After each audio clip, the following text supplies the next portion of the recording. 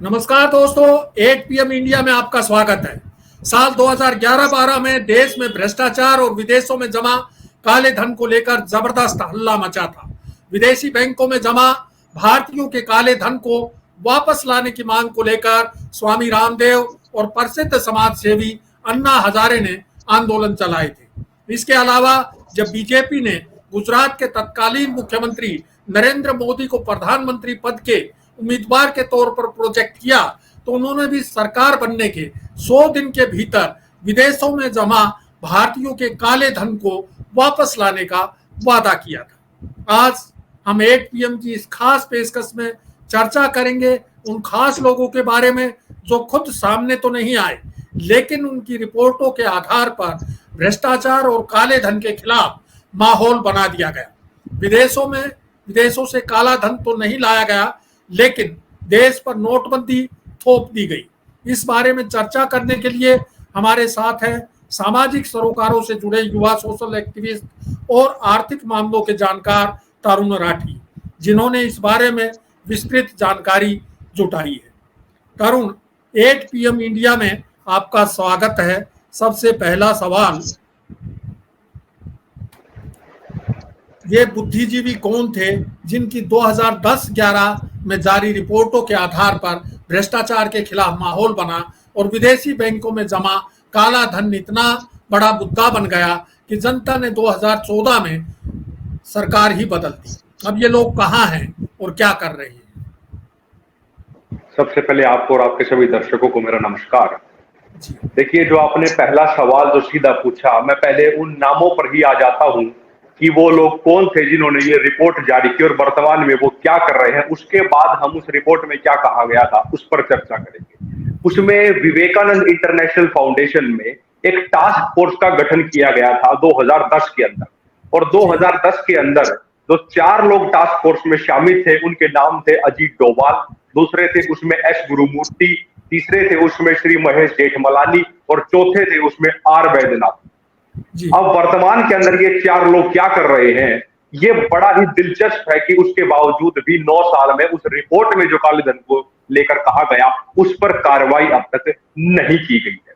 ये 4 लोग वर्तमान में हम सब जानते हैं कि आदरणीय अजीत डोभाल जी वर्तमान में देश के राष्ट्रीय सुरक्षा सलाहकार हैं, और जो गुरुमूर्ति है वो पहले से आरएसएस के साथ लगातार जुड़े रहे हैं। वो एक चार्टर्ड अकाउंटेंट है और वर्तमान के अंदर आरबीआई के अंदर जो सेंट्रल गवर्नमेंट का एक सेंट्रल बोर्ड होता है उसमें 13 डायरेक्टर है, उन 13 में से एक गुरुमूर्ति जी है। और जो तीसरे महेश जेठमलानी है वो पेशे से एडवोकेट है और अब राज्यसभा के सांसद भी है, और सरकार की तरफ से कई मामलों में वो कोर्ट के अंदर सरकार की पैरवी भी करते हैं। राहुल गांधी का भी जो मैटर था उसमें भी महेश जेठमलानी ही सरकार की पैरवी कर रहे थे। और जो चौथे आर वैद्यनाथन है वो IIM बेंगलोर में उस समय अर्थशास्त्र के जानकार थे और वहां पर एक प्रोफेसर के रूप में काम कर रहे थे, और वर्तमान में 2014 के बाद से कई सरकार की ऐसी कमेटियां रही हैं जिसमें वो सदस्य रहे, चाहे वो सेबी की कमेटियां रही हो, और कई बार वो नेशनल सिक्योरिटी काउंसिल की जो कमेटियां बनती है उसके भी सदस्य रहे हैं। तो वर्तमान में वो 4 लोग ये काम कर रहे हैं। ये तो हुई बात उन लोगों की जिन्होंने ये रिपोर्टें 2010-11 में जारी की थी। ये अब कहाँ है और कौन लोग थे और कहाँ हैं और आज क्या कर रहे हैं? अब मैं ये जानना चाहता हूँ कि विवेकानंद इंटरनेशनल फाउंडेशन से जुड़े इन बुद्धिजीवियों ने क्या रिपोर्ट्स जारी की थी और उनमें क्या रहस्योद्घाटन किए गए थे जिनसे देश में विदेशों में जमा काले धन और भ्रष्टाचार को लेकर रामदेव और अन्ना हजारे जैसे लोगों ने इतना बड़ा आंदोलन खड़ा कर दिया था?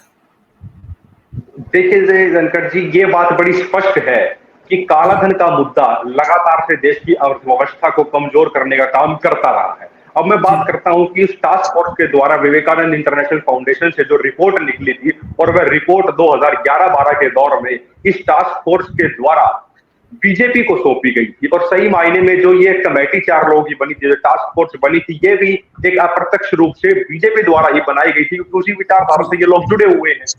उस रिपोर्ट में खुले तौर पर ये कहा गया था कि भ्रष्टाचार एक देश की बड़ी समस्या है, और इसको लेकर कई विदेशी बैंकों में स्विस बैंक का नाम लगातार उजागर हुआ। बच्चे बच्चे की जुबान पर स्विस बैंक का नाम आ गया था कि उसमें कितना पैसा जमा है, किस प्रकार से जो बड़े कॉर्पोरेट घराने हैं वो टैक्स हेवंस के रूप में बाहर पैसा जमा करवाते हैं। और इसमें सबसे बड़ी महत्वपूर्ण की बात थी वो ये थी कि काला धन किस तरीके से देश को तो कमजोर कर ही रहा है, साथ ही साथ उसका आतंकवाद से कितना बड़ा ताल्लुकात है, इसको लेकर बहुत सी जानकारियां साझा की गई थी, सार्वजनिक रूप से की गई थी। और उस समय के जो हमारे राष्ट्रपति थे वो प्रणब मुखर्जी, उनको भी इसको लेकर एक व्हाइट पेपर सौंपा गया था और ये पूरी टास्क फोर्स की रिपोर्ट भी इस 4 लोगों द्वारा बीजेपी को सौंप दी गई थी। और उसमें लगभग 20 से अधिक ऐसे सुझाव दिए गए थे उस समय की सरकार यूपीए गवर्नमेंट को कि जिससे काला धन वापस लाया जा सकता है। तो उसमें ऐसी अनेकों उदाहरण थे, ऐसे जो लिंक थे लगातार आतंकवाद के साथ जुड़े हुए,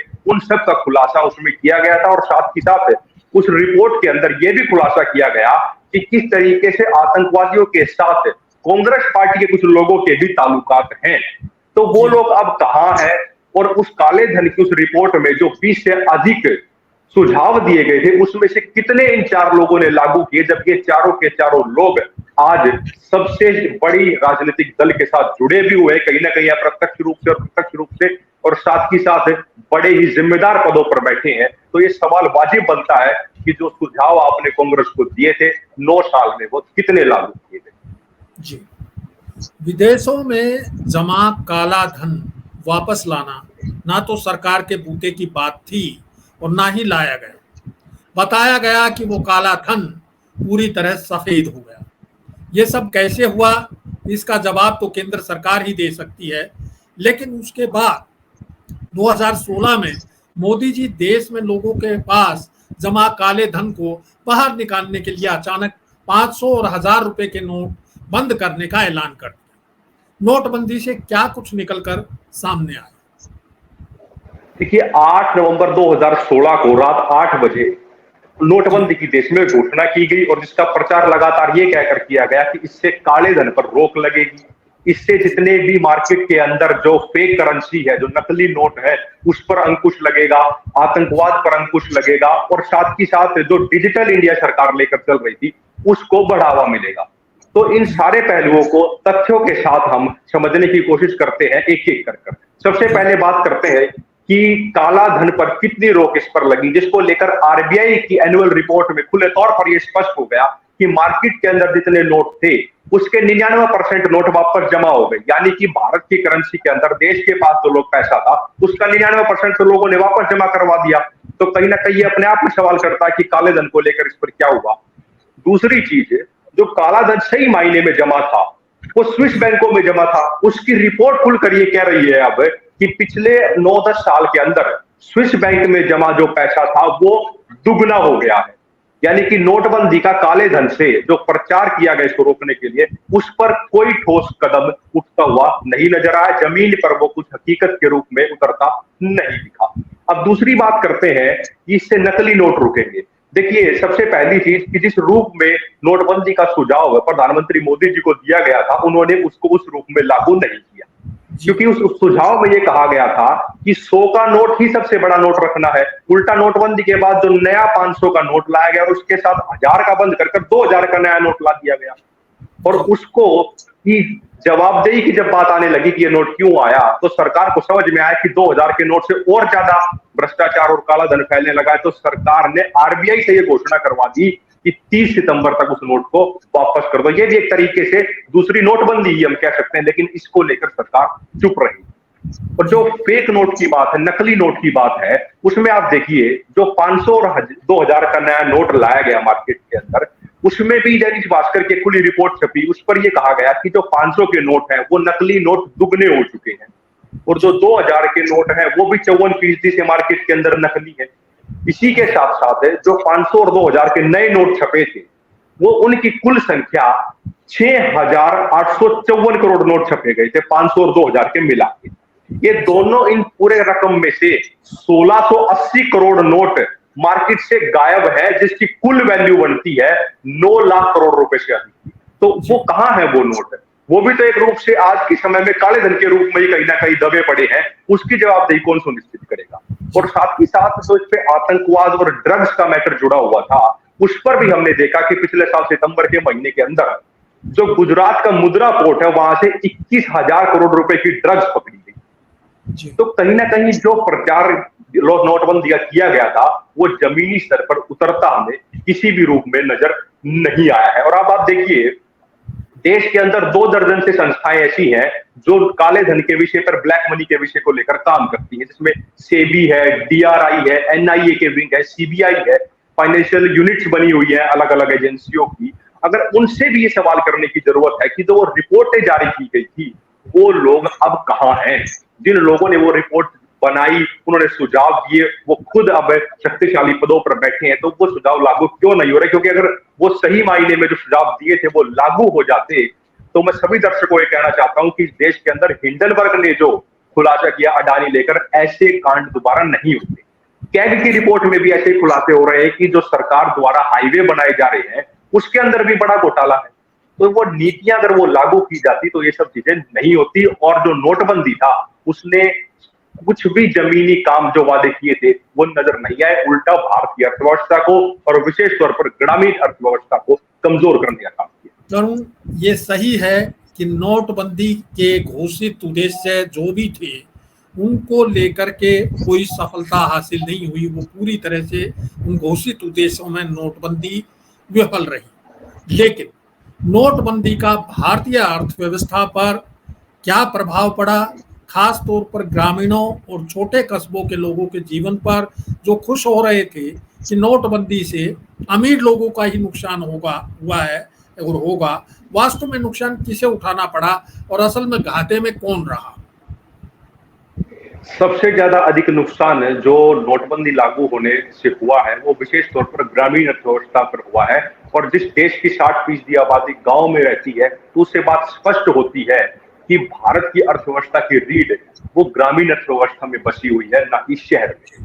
और लगातार जो नीतियां अपनाई जाती है उन नीतियों में प्रचार ये किया जाता है कि गांव को शहर में बदल दो और गांव के लोग उनके मूल काम से बाहर निकाल दो। उसी में ये एक कदम के रूप में नोटबंदी विशेष तौर पर लागू किया गया, क्योंकि जिस समय नोटबंदी लागू की गई उस समय किसान को भी नई फसल लगानी होती है, उसके पास पैसे की कमी हुई। और कस्बों में जो गांव से सटे हुए इलाके हैं वहां पर जो छोटे उद्योग चलते हैं जो कहीं ना कहीं कृषि से भी जुड़े हुए हैं, उन कृषि से रॉ मटेरियल उनमें जाता है, कच्चा माल उन एमएसएमईज में जाता है, छोटे उद्योगों में जाता है, वो लोग जो जुड़े हुए हैं सबसे ज्यादा इस दौर में वो लोग त्रस्त हुए। क्योंकि भारत की ग्रामीण व्यवस्था में एक विशेष चीज हमें समझने की जरूरत है, क्योंकि दिल्ली के अंदर जो बड़े बड़े अर्थशास्त्री बैठते हैं मैं उनका सम्मान करता हूं, लेकिन वो एसी कमरों में बैठकर हमारी अर्थव्यवस्था का जो एक तुलना करते हैं विदेश की अर्थनीति और अर्थव्यवस्था के साथ, ये इस देश के लोगों के साथ धोखा है। क्योंकि भारत का जो मूल स्वभाव जो अर्थव्यवस्था का है वो एक ऐसा स्वभाव है जिसमें एक सोशल इकोनॉमी है। बहुत से लोगों को लगता है कि सोशल इकोनॉमी का मतलब है कि मैं समाजवाद की बात कर रहा हूं। सोशल इकोनॉमी का मतलब ये है कि भारत की ग्रामीण अर्थव्यवस्था वो असंगठित रूप से चलती है, यानी कि अनऑर्गेनाइज सेक्टर की तरह चलती है। और उसका भारत के लिए बड़ा महत्व है, क्योंकि 2008 के अंदर जो वित्तीय संकट आया था उसको भारत इसीलिए झेल पाया था क्योंकि उस समय हमारी असंगठित अर्थव्यवस्था बहुत मजबूत थी। और नोटबंदी और जीएसटी के माध्यम से जो इस तरीके से असंगठित अर्थव्यवस्था कमजोर हुई है, इसका सबसे ज्यादा नुकसान ग्रामीण अर्थव्यवस्था को हुआ है, किसान को हुआ है, मजदूर को हुआ है, छोटे दुकानदारों को हुआ है। और एमएसएमई के भी लगातार इसके बाद से बंद होती चली गई है। अगर मैं आंकड़े की बात करूं तो पिछले साल 10,500 से ऊपर एमएसएमईयां बंद हुई है, उससे पिछले साल 6,000 एमएसएमई बंद हुई है। तो ये एक बड़ा संकट पैदा किया है, चाहे वो नोटबंदी हो, उसके बाद जीएसटी आ गया, फिर कोरोना का संकट आ गया, और उसके बाद अगर किसानों के परिवेश में बात की जाए तो जो 3 कानून आए थे ये भी ग्रामीण अर्थव्यवस्था को कॉर्पोरेट हाथों में सौंपने की दिशा का ही एक कदम है। जी तरुण, जहां तक अर्थव्यवस्था की बात है कि कोरोना काल में भी कृषि एक अकेला क्षेत्र ऐसा था जो पॉजिटिव था, बाकी सारे क्षेत्र जो हैं अर्थव्यवस्था के वो नेगेटिव में थे और केवल कृषि क्षेत्र ही पॉजिटिव में था। और ये सही बात है कि ग्रामीण अर्थव्यवस्था, छोटे शहरों की अर्थव्यवस्था, जितना भी व्यापार कारोबार है वो असंगठित क्षेत्र में होता है। तो निश्चित रूप से उस समय जो नुकसान हुआ वो सबसे ज्यादा असंगठित क्षेत्र को हुआ, जो नोटबंदी का नुकसान हुआ उसका भी, और जो जीएसटी और दूसरा आपके कोरोना काल में भी जो हुआ वो असंगठित क्षेत्र को हुआ, जबकि कोरोना काल में लगातार जो है वो एकदम से बड़े बड़े जो कॉरपोरेट हाउसेज हैं उनकी इनकम बढ़ी और आम आदमी की इनकम घटी थी। ये क्या सारा मामला रहा था कि किस तरीके से, ये कौन सा फार्मूला था कि रातों रात कॉरपोरेट जो है वो बहुत बड़ी इनकम उनकी बढ़ती चली गई, उनकी संपत्ति बढ़ती चली गई, और आम आदमी चूंकि उनका काम बंद था, ठप था, और उन्हें जो है खाने पीने पर खर्च करना पड़ रहा था, तो वो उनकी इनकम घटती चली गई। देखिए, इसका जो मूल कारण है, मैं उसका मूल कारण पे ही सीधा जाना चाहूंगा। उसका मूल कारण है कि देश के अंदर जो वर्तमान के अंदर आर्थिक नीतियां अपनाई जा रही हैं वो दो तरीके की आर्थिक नीतियां हैं। एक आर्थिक नीतियों के अंदर तो कॉरपोरेट घराने हैं और उनके हित हैं, और दूसरी कॉरपोरेट आर्थिक नीतियां हैं जिसके अंदर आम जनता है और उससे लूट के पैसा कॉरपोरेट तक पहुंचाना। तो ये जो दो व्यवस्थाएं बनी है, हमें इसको गंभीरता से समझने की जरूरत है। अब आप देखिए, कोरोना काल में जब पूरी दुनिया की अर्थव्यवस्था बंद थी, सब अपने घरों में बंद थे, कहीं पर कोई काम नहीं हो रहा, अर्थव्यवस्थाएं ठप थी, उस दौर के अंदर कॉरपोरेट घरानों के पास ऐसे कौन सी दूरदर्शिता थी, ऐसा कौन सा विजनरी प्लान था कि उन्होंने बड़े बड़े कॉरपोरेट हाउसेज ने कोल्ड स्टोरेजेस खोल दिए, फूड पार्क्स की बात होने लगी।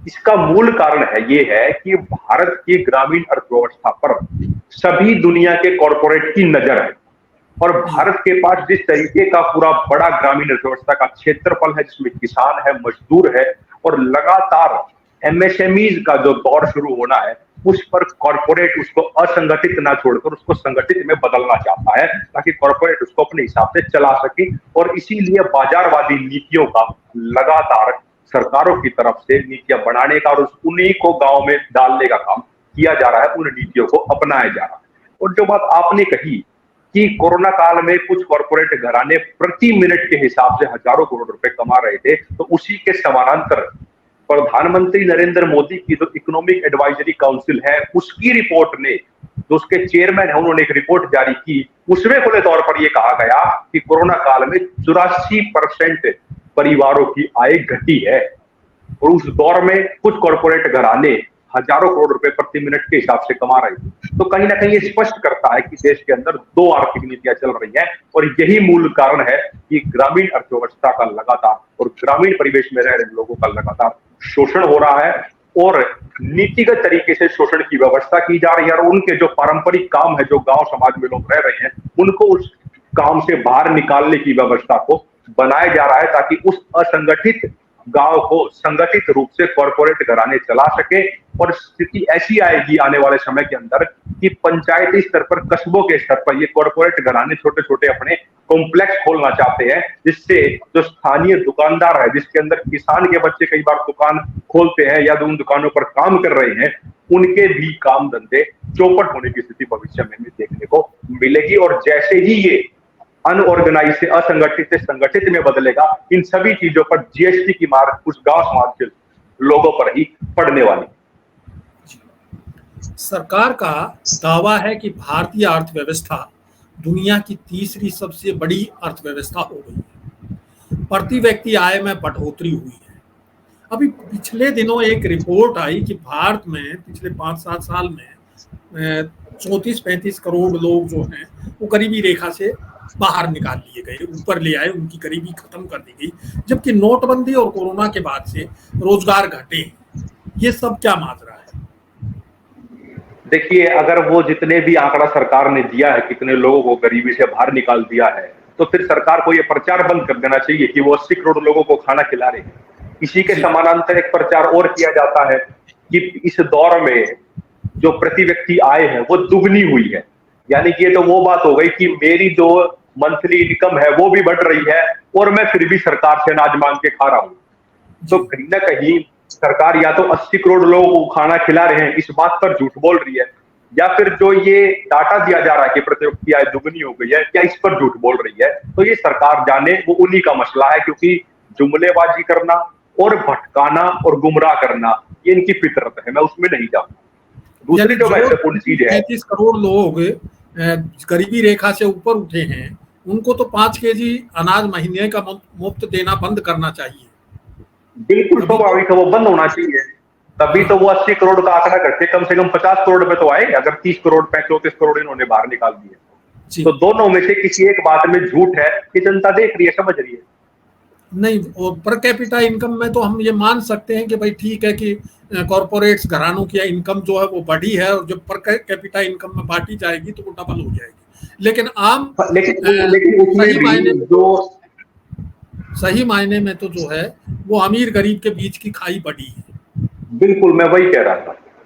बिल्कुल 2014 के चुनाव से पहले विदेशी बैंकों में जमा जिस काले धन को मुद्दा बनाया गया था वो एनडीए के सत्ता में आते ही सफेद हो गया।